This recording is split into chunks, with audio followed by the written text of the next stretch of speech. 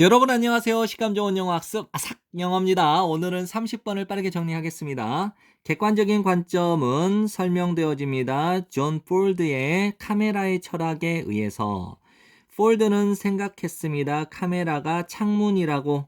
그리고 폴드는 생각했습니다. 관객이 있다고. 창문 바깥에 있다고. 바라보면서 그 창문 안에 있는 사람들과 사건들을 바라보면서 그 관객들이 창문 밖에 있다라고 생각을 했대요. 우리는 요청을 받습니다. 보라고 어떤 사건들을 마치 그 사건들이 발생하고 있는 것처럼 멀리에서. 그리고 우리는 요청받지 않습니다. 참여하도록 요청받지 않습니다. 객관적인 관점은 이용합니다. 정적인 카메라를, 움직이지 않는 카메라를 이용합니다. 가능한 한 많이 하기 위해서, 생산하기 위해서 이러한 창문 효과를. 그리고 이 객관적인 관점은 집중합니다. 배우와 사건에.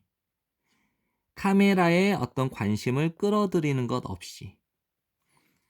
객관적인 카메라는 보여줍니다. 감정적 거리를 카메라와 대상 사이에 감정적인 거리를 보여주고 있습니다. 감정을 개입하고 있지 않다라는 거죠. 즉 카메라는 단순히 뭐뭐인 것처럼 보입니다. 기록하고 있는 것처럼 보입니다. 기록하고 있는 중인 것처럼 보입니다. 가능한 한 솔직하게, 가능한 한 있는 그대로 그 이야기의 등장인물들과 사건을 그냥 기록하고 있는 것처럼만 보입니다. 대부분의 경우에 감독은 사용합니다. 자연스럽고 일반적인 유형의 카메라의 위치 선정, 포지셔닝, 그리고 카메라의 각도를 사용합니다. 객관적인 카메라는 논평을 달거나 해석을 하지 않는데요. 그 사건에 논평을 달거나 해석을 하지 않고 단지 이 사건을 기록을 한대요. 그리고 그 사건이 펼쳐지도록, 즉 전개되어지도록 허락하면서 우리는 봅니다. 사건을 냉담한 관찰자의 관점으로부터 그 사건을 보게 됩니다. 만일 카메라가 움직이게 된다면 그 카메라는 그렇게 움직입니다. 합니다. 눈에 띄지 않게.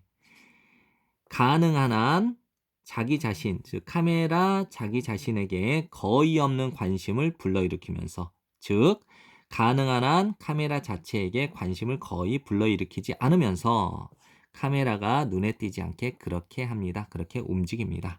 네, 지금까지 공부한다고 고생 많으셨고요. 복습 많이 하시고 좋은 성적 받으세요.